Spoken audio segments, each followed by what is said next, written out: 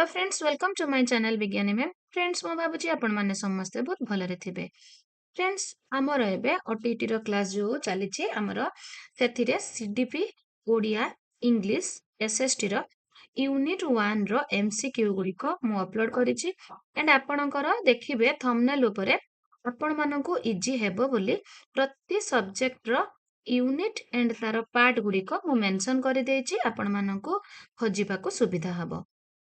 तो फ्रेंड्स, आज आम डिस्कसन करवा आमर मैथमेटिक्स रे जो माने भी पेपर 1 देबे समस्त को तो जो माने ओटीटी पेपर 1 दउचंती समस्त को मैथमेटिक्स दबा को पड़िबो एंड जो माने पेपर 2 रो साइंस स्ट्रीम रो थिबे तो से मानको भी मैथ साइंस दबा पय पड़िबो।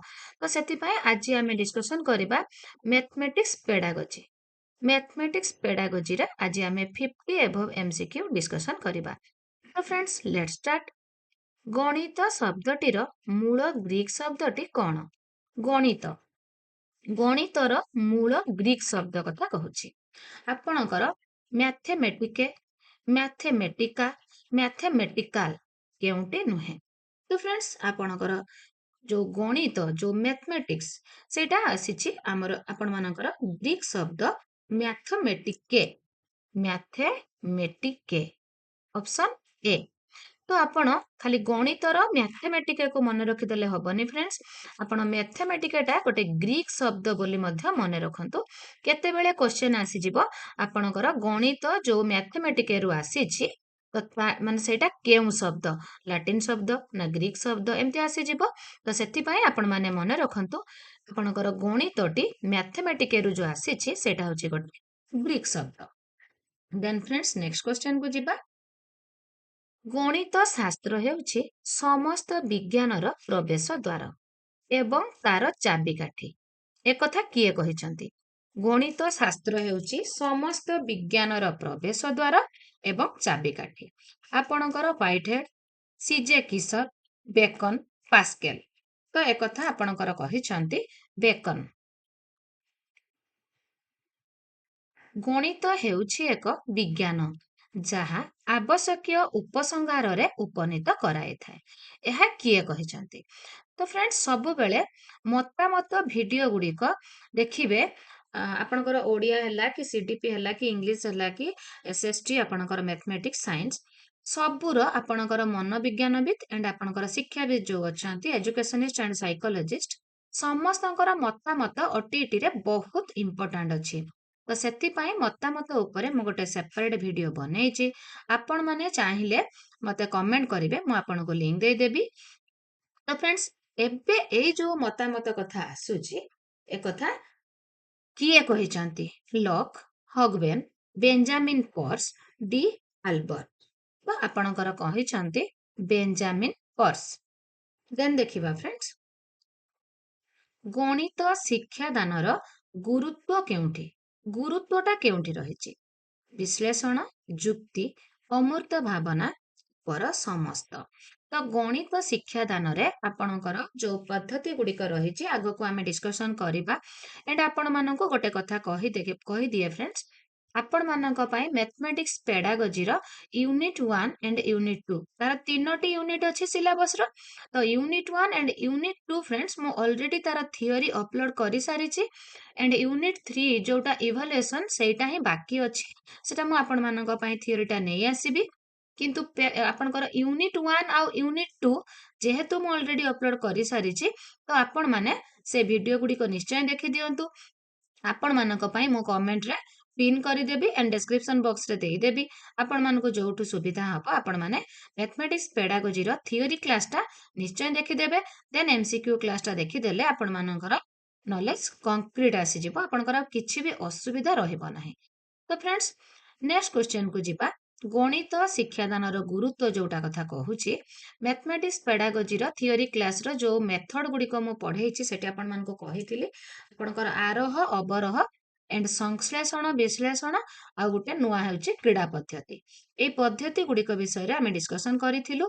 तो सेति भितरे रहुची गोटे हेउची विश्लेषण। तो एटार गुरुत्व निश्चय रहुची। गणित जुक्ति नथिले आपण गणितर ठीक सिद्धांत रे पहुंची पारिबे नाही। तो जुक्तिर भी गुरुत्व रहुची। अमूर्त भावना ସବୁ ଗଣିତକୁ ଆପଣ କଣ ମୂର୍ତ୍ତ ଭାବନା ଯୋଉଟା କଂକ୍ରିଟ ବା ବାସ୍ତବ ଜିନିଷରେ ଆପଣ କଣ ସବୁ ଗୁଡିକ ସଲ୍ଭ କରିପାରିବେ କି? ଛୋଟ କ୍ଲାସର ଆପଣ ମୂର୍ତ୍ତ ଭାବନାରେ ସଲ୍ଭ କରିପାରିବେ, କିନ୍ତୁ ବଡ କ୍ଲାସକୁ ଯିବ ମାନେ ଆପଣଙ୍କୁ ନିଶ୍ଚୟ ଆବଷ୍ଟ୍ରାକ୍ଟ ଥିଙ୍କିଂରେ ଗଣିତ କରିବାକୁ ପଡିବ। ତ ତିନୋଟି ଯାକର ଗୁରୁତ୍ୱ ଗଣିତ ଶିକ୍ଷାଦାନରେ ରହୁଥିବାରୁ ଏନ୍ସର ହେଇଗଲା ଉପର ସମସ୍ତ। କେଉଁଟି ଗଣିତର ନିର୍ଦ୍ଦିଷ୍ଟତାକୁ ବୁଝଉଛି?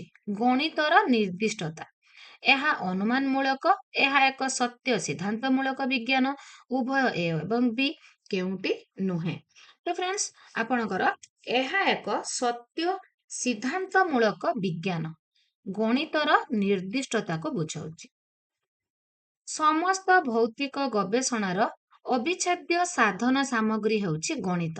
ସମସ୍ତ ଭୌତିକ ଗବେଷଣାର ଅବିଚ୍ଛେଦ୍ୟ ସାଧନ ସାମଗ୍ରୀ, ଏହି ମତ କିଏ ଦେଇଛନ୍ତି? ଲେବନିଜ, ବर्थଲଙ୍କ୍, ବେକନ, ହଗବେନ୍। ତ ଫ୍ରେଣ୍ଡସ୍, ଆପଣଙ୍କର ବर्थଲଙ୍କ୍। ଦେନ୍ ଫ୍ରେଣ୍ଡସ୍, ଯଦି ବି ଆପଣଙ୍କର ବୁଝିବାରେ କିଛି ବି କୋଉଟା ଅସୁବିଧା ହଉଛି ମତେ ସାଙ୍ଗେ ସାଙ୍ଗେ କମେଣ୍ଟ କରିବେ, ମୁଁ ଆପଣମାନଙ୍କ ଡାଉଟକୁ କ୍ଲିୟର କରିବି। ଏଣ୍ଡ କିଛି ଜଣ ଏମିତି କମେଣ୍ଟ କଲା ପରେ ତାକୁ ସବୁ ମୁଁ ନୋଟ୍ କରିକି ଗୋଟେ ସେପାରେଟ ଡାଉଟ କ୍ଲିୟର ଭିଡିଓ ଆପଣମାନଙ୍କ ପାଇଁ ନେଇ ଆସିବି। ତ ଫ୍ରେଣ୍ଡସ୍, ତ ସେଥିପାଇଁ ଆମେ ନେକ୍ସଟ କ୍ୱେଶ୍ଚନକୁ ଯିବା। ଗଣିତ ହେଉଛି ସଭ୍ୟତାର ଦର୍ପଣ, ଏକଥା କିଏ କହିଛନ୍ତି? ଗଣିତ ହେଉଛି ସଭ୍ୟତାର ଦର୍ପଣ। ସିଜେ କିଶର, ପାସ୍କେଲ, ହଗବେନ୍, ହ୍ୱାଇଟ ହେଡ୍। ତ ଆପଣଙ୍କର ଆନ୍ସର ହେଇଗଲା ହଗବେନ୍, ଏକଥା ହଗବେନ୍ କହିଛନ୍ତି। କେଉଁ କାର୍ଯ୍ୟଟି ଶିକ୍ଷକଙ୍କ ସହ ସମ୍ପୃକ୍ତ ନୁହେଁ? ଶିକ୍ଷକଙ୍କ ସହ ନିର୍ଦ୍ଦେଶନା ଦବା, ଶିକ୍ଷକ ତ ନିଶ୍ଚୟ ନିର୍ଦ୍ଦେଶନା ଦିଅନ୍ତି, ତ ଏଇଟା ସମ୍ପୃକ୍ତ। ଆୟ ବ୍ୟୟ ଆକଳନ କରିବା, ତ ଶିକ୍ଷକଙ୍କ ସହ ସମ୍ପୃକ୍ତ ନୁହେଁ ହେଉଛି ଆୟ ବ୍ୟୟ ଆକଳନ କରିବା। ଦେଶକୁ ପ୍ରାଧାନ୍ୟ ଦେବା କାହାକୁ ବୁଝାଉଛି? ଅଭିଭାବକ, ଶିକ୍ଷକ, ସ୍କୁଲ ପରିଦର୍ଶକ, କେଉଁଟି ନୁହେଁ? ଦେଶକୁ ପ୍ରାଧାନ୍ୟ ଦେବାକୁ ବୁଝାଉଛି ଆପଣଙ୍କର ଶିକ୍ଷକ। ତ ଫ୍ରେଣ୍ଡସ୍, ଯେଉଁଠି ବି ନିହାତି ଆପଣଙ୍କର ଅସୁବିଧା ହଉଛି ବୋଲି ଆପଣ ଭାବୁଛନ୍ତି, ଦେଖିବେ ଆପଣମାନେ ଯଦି ଥିଓରି କ୍ଲାସଟାକୁ ଟିକେ ଶୁଣିଦେବେ, ଦେଖିବେ ଆପଣମାନଙ୍କର ଫଣ୍ଡାମେଣ୍ଟାଲ କ୍ଲିୟର ହେଇଯିବ। ତ ବ୍ଲୁମଙ୍କ ଶ୍ରେଣୀ ବିଭାଗ ଅନୁଯାୟୀ ଜ୍ଞାନାତ୍ମକ ଭାବନାର ଉଦ୍ଦେଶ୍ୟ କେଉଁଟି? ବ୍ଲୁମଙ୍କ ଶ୍ରେଣୀ ବିଭାଗ ଅନୁଯାୟୀ ବିଶ୍ଳେଷଣ, ସଂଶ୍ଳେଷଣ, ମୂଲ୍ୟାୟନ, କେଉଁଟି ନୁହେଁ? ତ ଆପଣଙ୍କର ମୂଲ୍ୟାୟନ। ଗଣିତ ଶିକ୍ଷକଙ୍କର ଶିକ୍ଷାର୍ଥୀମାନଙ୍କର ଦକ୍ଷତା ପରୀକ୍ଷା କରିବା ଉଦ୍ଦେଶ୍ୟ କେଉଁଟି? ଅଭିପ୍ରେରଣା ପାଇଁ, ଶିକ୍ଷଣ କୃତି ଜାଣିବାକୁ, ଶିକ୍ଷାର୍ଥୀର ଜ୍ଞାନ ଅଭିବୃଦ୍ଧି କରିବାକୁ, ଉପର ସମସ୍ତ। ତ ଗଣିତ ଶିକ୍ଷକଙ୍କର ଶିକ୍ଷାର୍ଥୀଙ୍କର ଯୋଉ ଦକ୍ଷତା ପରୀକ୍ଷା କରିବାର ଉଦ୍ଦେଶ୍ୟ, ଏଇ ତିନୋଟି ଯାକ ଠିକ ଅଛି, ସେଥିପାଇଁ ଆପଣଙ୍କର ଆନ୍ସର ହେଇଗଲା ଉପର ସମସ୍ତ। ଶିକ୍ଷକଙ୍କର ପ୍ରାରମ୍ଭିକ ପ୍ରଶ୍ନାବଳୀ ଗୁଡିକ କାହା ଉପରେ ଆଧାରିତ ହେବା ବାଞ୍ଛନୀୟ?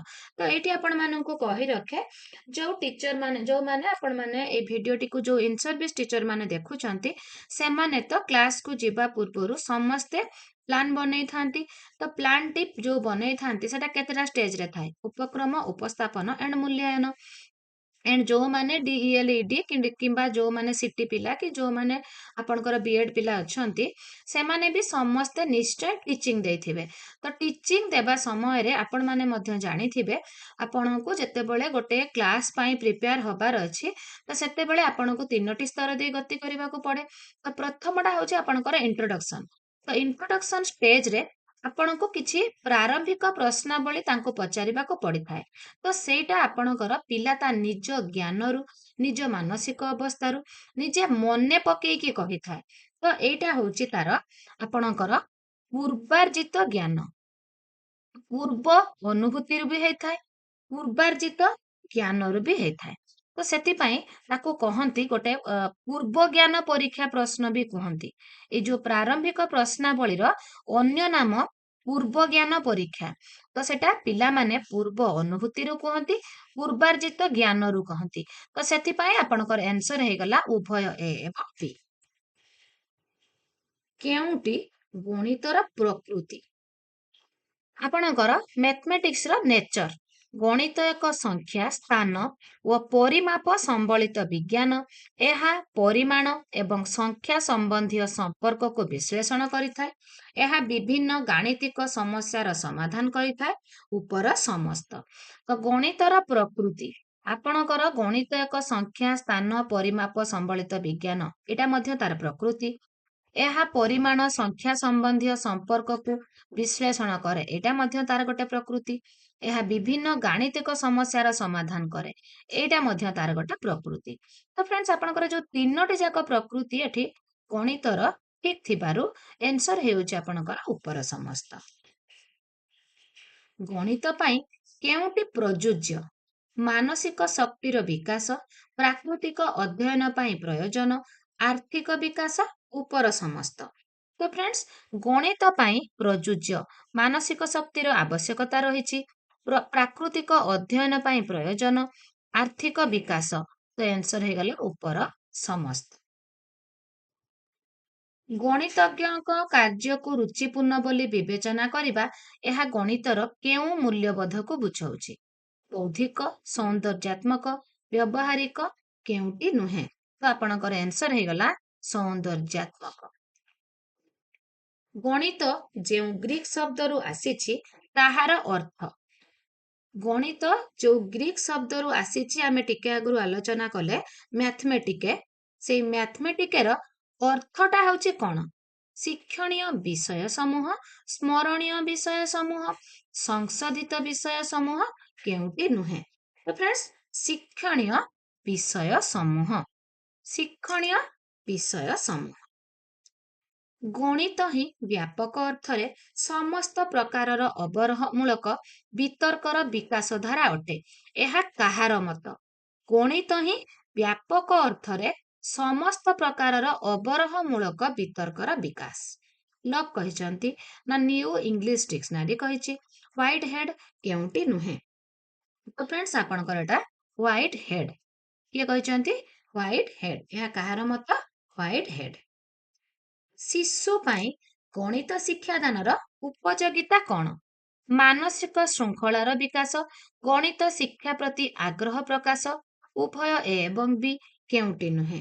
ତ ଫ୍ରେଣ୍ଡସ୍, ଆପଣଙ୍କର ଗଣିତ ଶିକ୍ଷାଦାନର ଯୋଉ ଉପଯୋଗିତା ରହିଛି, ଆପଣଙ୍କର ସିଏ ମାନସିକ ଶୃଙ୍ଖଳାର ବିକାଶ କରେ, ଗଣିତ ଶିକ୍ଷା ପ୍ରତି ଆଗ୍ରହ ପ୍ରକାଶ। ତ ଶିଶୁ ପାଇଁ, ତ ସେଥିପାଇଁ ଆପଣଙ୍କର ଆନ୍ସର ହେଇଗଲା ଉଭୟ ଏ ଏବଂ ବି। ମନ ମଧ୍ୟରେ ତର୍କଣା ଶକ୍ତିର ଅଭ୍ୟାସ ସୃଷ୍ଟି କରିବାକୁ ହିଁ ଗଣିତ କୁହାଯାଏ। ଏକଥା କିଏ କହିଥିଲେ? ଲକ୍, ଏସ୍ ବ୍ୟାକବେଲ୍, ଫ୍ରେନର୍ସ, ଏସ୍ ଏମ୍ करे। ତ ଏକଥା ଆପଣଙ୍କର ଲକ୍ କହିଛନ୍ତି। ଗଣିତ ଯେଉଁ ବିଷୟର ବିଜ୍ଞାନ, ସେଗୁଡ଼ିକ ହେଲା ଗଣନା, ବୌଦ୍ଧିକ, ସଂଖ୍ୟା, ଉପର ସମସ୍ତ। ଗଣିତ ଯେଉଁ ବିଷୟର ବିଜ୍ଞାନ, ଗଣନା, ବୌଦ୍ଧିକ, ସଂଖ୍ୟା। ତ ଆପଣଙ୍କର ଏଠି ହେଇଯିବ ଆନ୍ସର ଉପର ସମସ୍ତ। ଗଣନା, ବୌଦ୍ଧିକ, ସଂଖ୍ୟା ସବୁ ଉତ୍ତର ଠିକ ଥିବାରୁ ଆନ୍ସର ହେଇଯିବ ଉପର ସମସ୍ତ। ଗଣିତକୁ ଦୈନନ୍ଦିନ ଜୀବନରେ କିଏ ବ୍ୟବହାର କରିଥାନ୍ତି?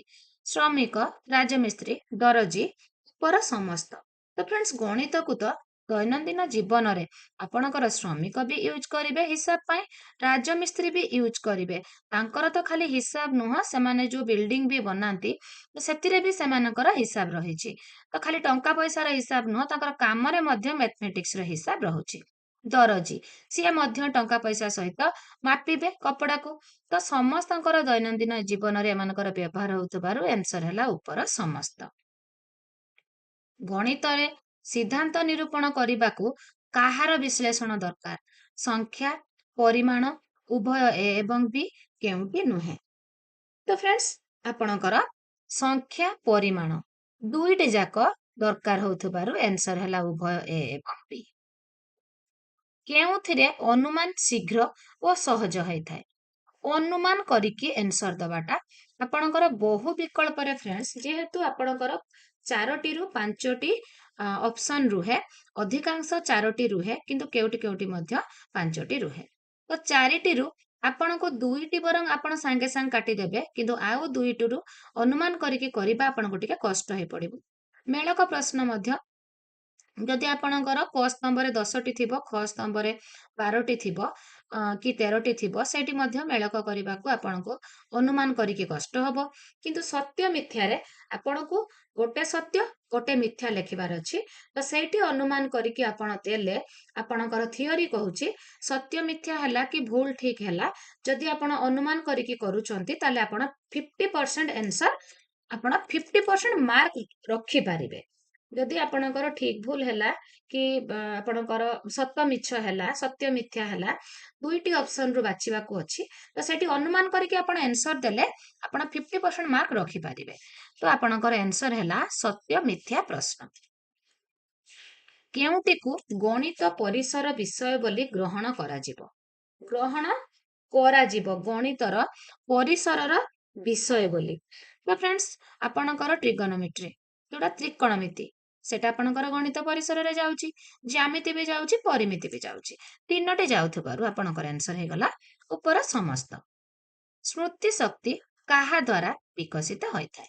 ବିଶ୍ଳେଷଣ, ସଂଶ୍ଳେଷଣ, ଉଭୟ ଏ ଏବଂ ବି କେଉଁଟି ନୁହେଁ? ତ ଆପଣଙ୍କର ସଂଶ୍ଳେଷଣ ବିଶ୍ଳେଷଣ ଦୁଇଟିରେ ସ୍ମୃତି ଶକ୍ତି ଦ୍ୱାରା ବିକଶିତ ହେଇଥାଏ।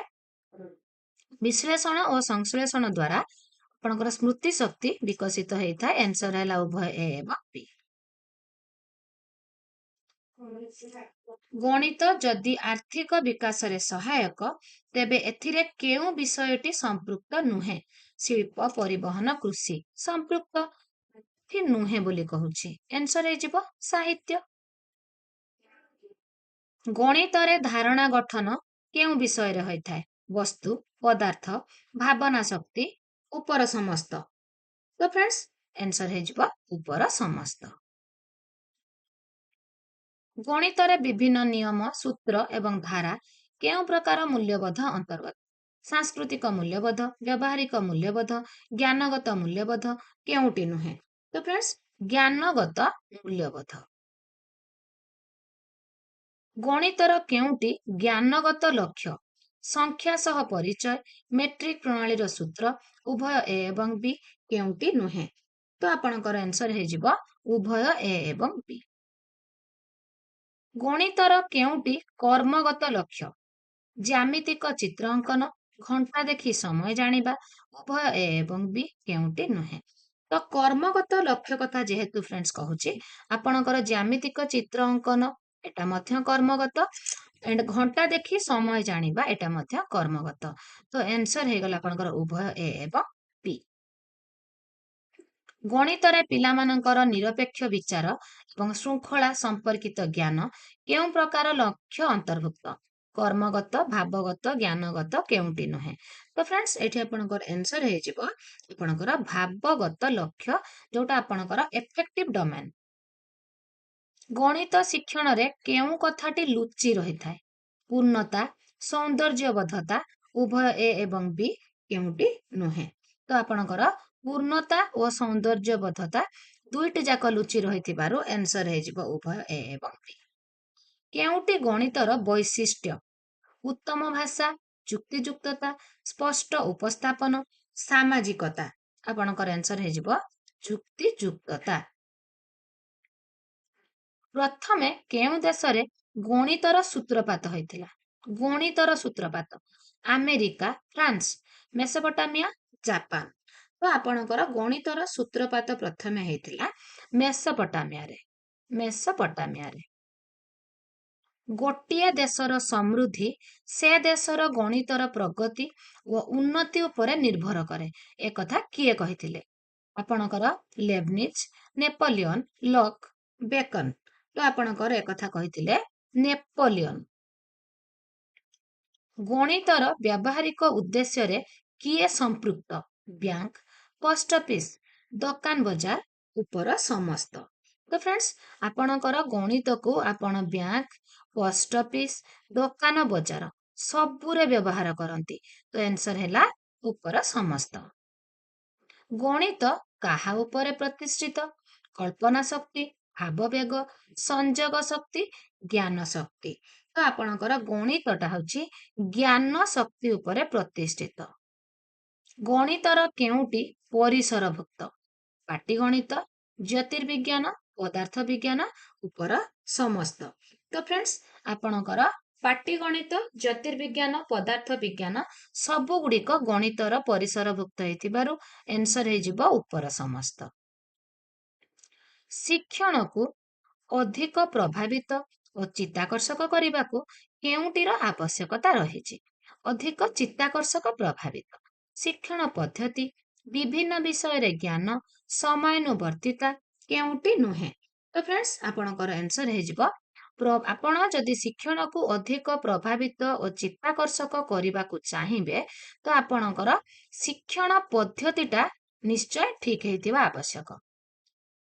ଗଣିତ ପାଇଁ କେଉଁ ପଦ୍ଧତି ଉପଯୋଗୀ? ଆଲୋଚନା, ପର୍ଯ୍ୟବେକ୍ଷଣ, ଆରୋହ, ଆଶା, ସଂସର୍ଗ। ତ ଆପଣଙ୍କର ଗଣିତ ପାଇଁ ହେଉଛି ଆରୋହ ପ୍ରଣାଳୀଟା ଅଧିକ ଉପଯୋଗୀ। ତ ଫ୍ରେଣ୍ଡସ୍ ଏଠି ଆପଣମାନଙ୍କୁ କହି ରଖେ ଆରୋହ କଣ ଅବରୋହ କଣ। ତ ଆରୋହ ପ୍ରଣାଳୀ ହେଉଛି ଫ୍ରେଣ୍ଡସ୍ ପିଲାମାନଙ୍କୁ ଆଦୌ ବି ସୂତ୍ର କଥା କୁହାଯିବ ନାହିଁ, ସେମାନଙ୍କୁ ଉଦାହରଣ ବାରମ୍ବାର ଦେଇ ଦେଇ ଉଦାହରଣ ମାଧ୍ୟମରେ ସେମାନଙ୍କୁ ଏମିତି ଷ୍ଟେପ୍ ବାଇ ଷ୍ଟେପ୍ ନିଆଯିବ ଯେ ସେମାନେ ସୂତ୍ର ନିଜେ ବାହାର କରିବେ, ଯାହା ଫଳରେ ସେଇଟା ତାଙ୍କର ବାସ୍ତବ ଆଣ୍ଡ କଂକ୍ରିଟ୍ ନଲେଜ ତାଙ୍କର ଆସିଥାଏ ଆଣ୍ଡ ତାଙ୍କର ଶିକ୍ଷଣଟା ଦୀର୍ଘସ୍ଥାୟୀ ହେଇଥାଏ। ଗୋଟେ ଏକ୍ସାମ୍ପଲ ଦଉଛି, ଆପଣଙ୍କୁ ତ୍ରିଭୁଜର ତିନି କୋଣର ପରିମାଣ 180 ଡିଗ୍ରୀ ସେମାନଙ୍କୁ ଜଣେଇବାର ଅଛି। ଆପଣ ଆଦୌ ବି ସେମାନଙ୍କୁ ସୂତ୍ର ମୁଖସ୍ଥ କରେଇବେ ନାହିଁ। ଆପଣ ବହୁତ ଗୁଡ଼ିଏ ତ୍ରିଭୁଜ ସେମାନଙ୍କୁ ଅଙ୍କନ କରିବାକୁ କହିବେ ଏଣ୍ଡ ସବୁ ତ୍ରିଭୁଜର କୋଣ ଗୁଡ଼ିକ ପ୍ରଟ୍ରାକ୍ଟରରେ ମାପିକି କେତେ ଡିଗ୍ରୀ ହେଲା ମିଶେଇକି କହିବାକୁ କହିବେ। ଯେତେବେଳେ ସେମାନେ 5, 6ଟି 8, 10ଟି ତ୍ରିଭୁଜକୁ ମାପିକି ସେମାନେ ନିଜେ ବାହାର କରିବେ ଯେ ତ୍ରିଭୁଜର ତିନି କୋଣର ପରିମାଣ 180 ଡିଗ୍ରୀ, ସେଟା ତାଙ୍କର ସୂତ୍ର ବାହାରିଗଲା।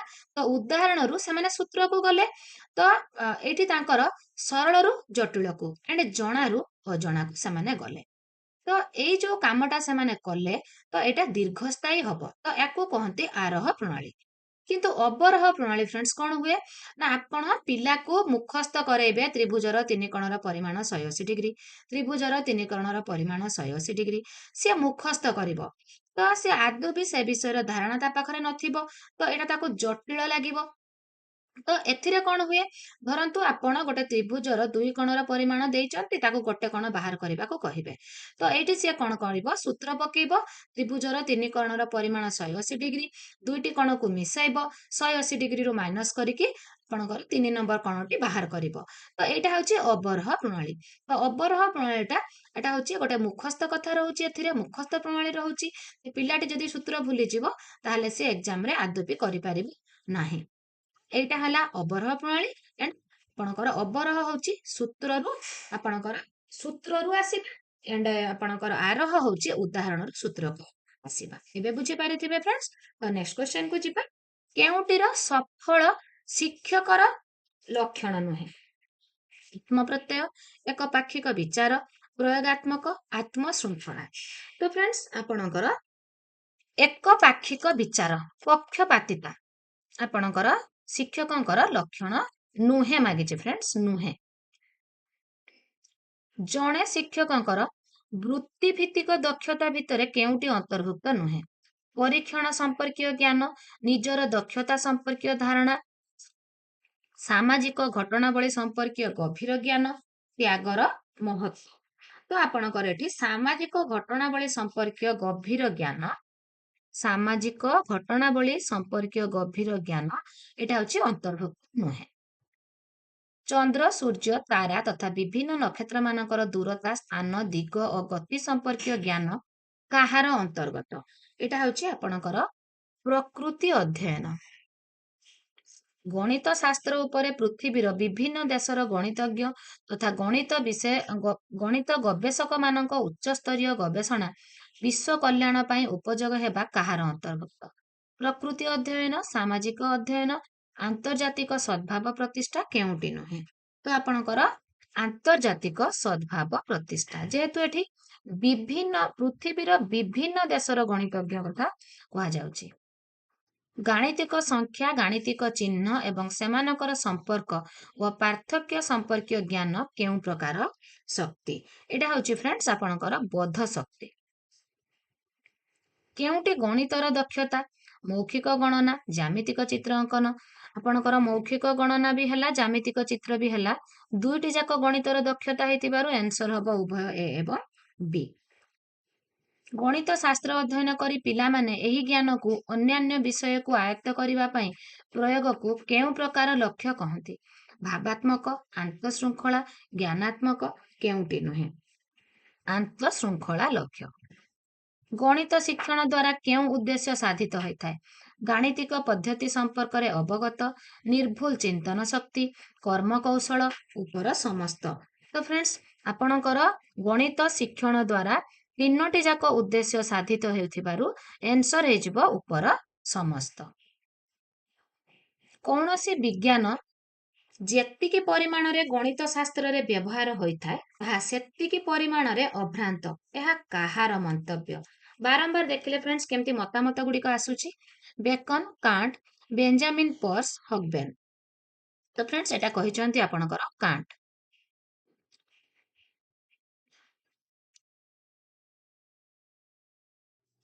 केउटी गणितर कर्मगत लक्ष्य नुहे कर्मगत ग्राफ टाणिबा ओ टेबुल प्रस्तुत करिबा गाणितिक हिसाब क्षिप्रतार सह संपादन करिबा संख्यार अर्थ ओ ताहार गठन बुझिबा ज्यामितिक चित्र अंकन करिबा संख्यार अर्थ ओ ताहार गठन बुझिबा एटा होची आपणकर लक्ष्य नुहे किंतु ग्राफ टाणुची गणित को क्षिप्रतार सह संपादन करुची हिसाब करुची चित्र अंकन करुची सबु तार कर्मगत लक्ष्य जोटा आपणकर साइकोमोटर डोमेन किंतु संख्यार अर्थ तार गठन बुझिबा एटा तार लक्ष्य नुहे।